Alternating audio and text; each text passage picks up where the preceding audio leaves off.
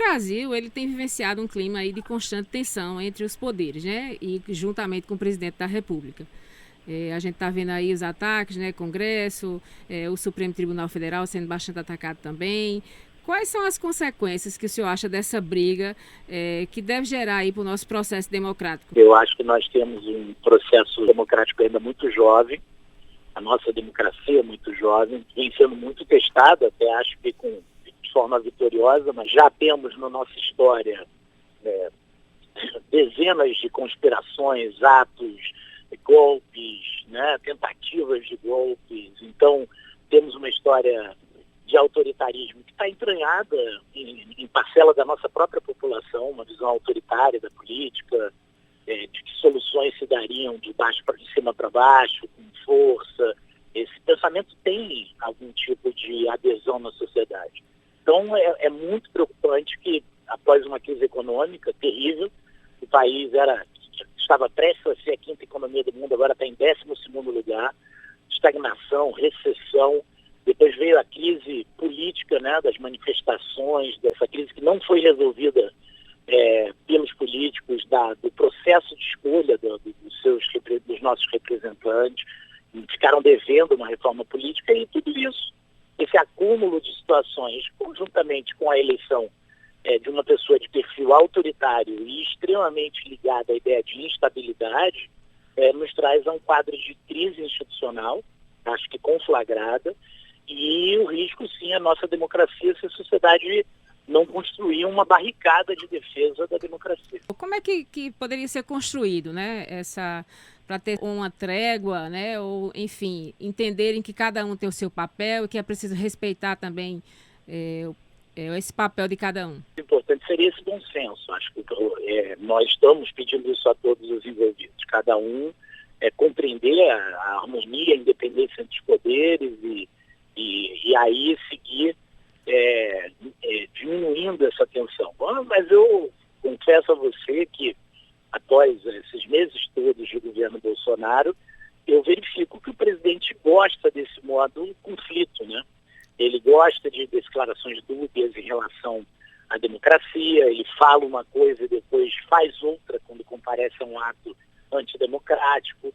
Então o presidente manipula um pouco esse sentimento da sua base, o que é muito arriscado, né? Porque a presidência entre nós, ela tem um poder simbólico muito grande. O brasileiro vê na presidência muito poder, e há realmente muito poder. Agora é um poder constituído, que tem que agir dentro dos limites da lei e da Constituição. Ou seja, está faltando aí uma liderança mesmo, né? Que nós não temos visto isso nesses momentos. Está faltando bom senso, está faltando sim um protagonismo que é maior de alguma liderança, o que obriga a nós. Hoje eu passei a manhã inteira em reunião com centenas de entidades da sociedade civil, CNBB, ABI, IAB, obriga a nós, sociedade civil, e que somos parte disso, os maiores interessados, a nos organizarmos e para administrar esse que dizer que é a grande arma da democracia hoje, que 70% dos brasileiros defendem a ideia da democracia. Então, nós, no fundo, nós não temos armas, não temos força militar, nem apoio de milícia, e quem defende a democracia só tem a força das ideias. E aí, para isso, é também importante essa articulação da sociedade civil. Tem uma entrevista do ministro, presidente do TSE, o Luiz Barroso, né, onde ele fala que o Brasil poderia caminhar para um presidencialismo, mas naquele estilo de Portugal, né? Ou seja, você tem um presidente, mas tem o primeiro-ministro, que é quem realmente teria aí as rédeas e poderia estar à frente disso tudo. O que é que o senhor acha disso? Eu ainda não tenho posição fechada sobre isso, mas eu pessoalmente sou a favor do semipresidencialismo. Acho que nós temos um problema de coalizão governamental desde a Constituição, porque a Constituição foi pensada para um país parlamentarista, por parlamentaristas, né? Ulisses era parlamentarista, Mário Covas era parlamentarista, Fernando Henrique era parlamentarista. Ela foi pensada por parlamentaristas e, no final, ela manteve o presidencialismo, que é muito arraigado entre nós. Então, essa contradição poderia ser minorada com essa questão do semipresidencialismo no modelo francês, por exemplo, né? O presidente tem de órgãos de Estado, poder sobre as Forças Armadas, não é um quadro meramente figurativo, mas tem um executor ligado a mais a dinâmica das forças do Congresso, né, do Legislativo. O senhor acha que a classe política tem deixado a desejar nesse momento? Eu acho muito duro dizer isso. Eu vejo avanços no Congresso, nessa legislatura. Eu vejo um Congresso tentando discutir temas relevantes. Rodrigo Maia, para mim, é uma gratíssima revelação como presidente da Câmara, um democrata. Posso não concordar com alguns itens de conteúdo das ideias dele, mas respeito demais a condução dos trabalhos. Acho que o Legislativo vem avançando. Nós precisamos sempre aprimorar nossas instituições, nossos poderes. É claro que tem ali dentro do Congresso um reflexo também da nossa sociedade, dos seus defeitos, dos seus vícios e das suas qualidades. Para que as pessoas entendam, qual é o papel da Ordem dos Advogados no Brasil nesse processo democrático, né? Onde é que pode atuar ou onde tem atuado, no sentido de entrar ali como consenso? Nós não temos qualquer relação, né? Por isso que quando tentam nos colocar na esquerda, na direita, no centro, é uma tentativa de deslegitimar a nossa atuação. O Supremo Tribunal Federal já declarou que a OAB é uma entidade que tem essa função de defesa da sociedade civil, de liderança da sociedade civil. Isso é fruto de um processo constitucional histórico, né? E principalmente histórico. Então, nós temos um papel que vai além do exercício profissional da advocacia. Então, nosso estatuto fala em defesa do Estado Democrático de Direito, da democracia, dos direitos humanos, do meio ambiente, né? O advogado no Brasil esteve sempre inserido a ideias de coletivas e ideias progressistas, não de esquerda ou de direita, mas de progresso. Essa missão da ordem nós não vamos nos omitir, eu não tenho me omitido. O advogado não pode temer impopularidade, isso está no nosso estatuto, imagina o presidente do Conselho Federal. A OAB Nacional tem se posicionado, né, assim, de forma contundente em relação a esses protestos antidemocráticos, né? A gente viu que no último final de semana até fogos soltaram em direção à sede do Supremo Tribunal Federal. Quais os riscos que uma democracia corre quando se abraça uma agenda antidemocrática, por exemplo? O discurso fascista, ele é uma arma, né? Eu vou fazer uma pergunta para você. Quantos brasileiros nesse exato momento não estão frustrados financeiramente, economicamente, com o drama da nossa economia? A frustração gera raiva. Então, qual é o nosso problema? Assim, a democracia precisa da ideia de paz, de solidariedade, e, do outro lado, há um sentimento de raiva, um sentimento de frustração, esse sentimento generalista contra tudo que está aí. É uma incompreensão. É essa incompreensão que gera um ambiente para uma ruptura democrática, para um governo autoritário, porque em dado momento algum tipo de político populista faz parecer que ele é o antissistema e induz que ele tem as soluções, né, de todos os problemas, quando nós sabemos que isso não é execuível, né? Ou o debate, ou a sociedade, que é extremamente plural no caso da brasileira, tem pensamentos dos mais variados, ela consegue criar métodos de solução dos seus conflitos, ou a imposição do autoritarismo só vai gerar mais violência, mais corrupção, mais morte, mais pobreza, como sempre gerou na história do Brasil, concentração de renda. Nós estamos vivendo aí uma pandemia, né, desse novo coronavírus. O senhor falou muito aí em frustração, né, porque as pessoas estão sem emprego, estão sem renda em casa.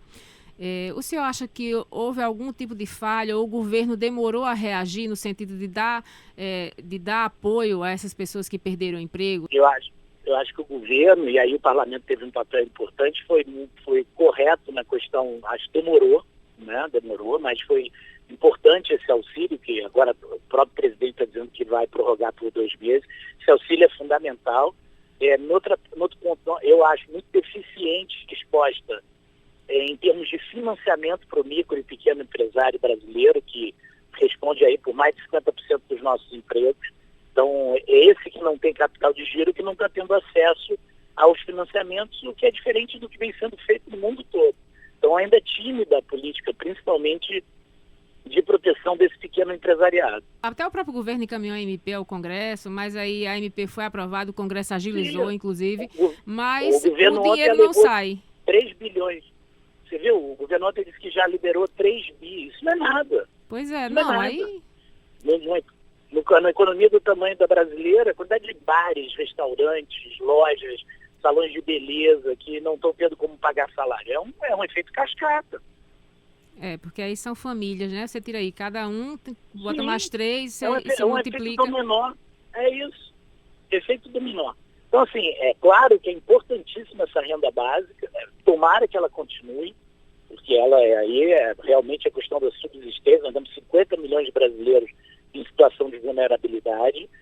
Agora, nós temos que preservar os empregos, nós temos que preservar o sistema produtivo. Qual seria a sugestão do senhor, enquanto uma figura, né, que dirige uma entidade aí representativa aí no país, a Ordem dos Advogados do Brasil, para que mantivesse essa ajuda aí, para que as pessoas fossem realmente assistidas? Que as pessoas sejam assistidas e que sejam criados pelo Banco Central, pelo sistema financeiro, métodos mais ágeis. Ontem houve a redução da Selic, métodos mais ágeis de liberação desses valores para o empresário que está precisando, que está sendo absolutamente estrangulado por essa crise, que nós não sabemos quando vai acabar. A fato é que isso só vai se acalmar mesmo depois da vacina, e que nós podemos passar aí um bom tempo numa situação de muita dificuldade. O Congresso Nacional vai começar a discutir, aliás, já começou, né, mas aí teve um adiamento, essa Lei Brasileira de Liberdade, Responsabilidade e Transparência na Internet, né, que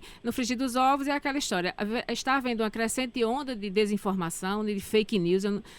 Eu como jornalista, eu estudo o fenômeno das fake news, eu nunca vi tamanho crescimento, né, e o quanto é prejudicial aí à democracia. O senhor, o que é que pode esperar dessa lei? O senhor acha que vai funcionar? Eu vou até te dar uma notícia em primeira mão, que é assim, ó, que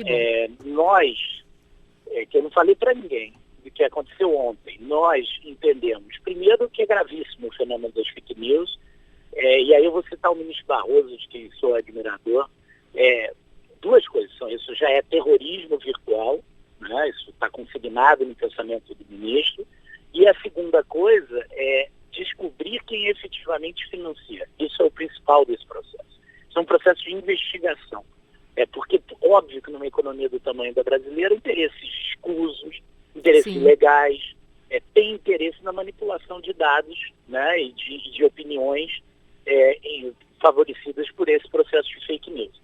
Na outra ponta, qual é a minha grande preocupação? É de um grupo grande de advogados, técnicos em computação, informática e artistas. Nós não temos censura prévia no Brasil. Temos uma história de censura no país, que é muito ruim. É muito perigoso que a gente dê, por exemplo, uma agência estatal o poder de dizer o que é verdade e o que não é, né?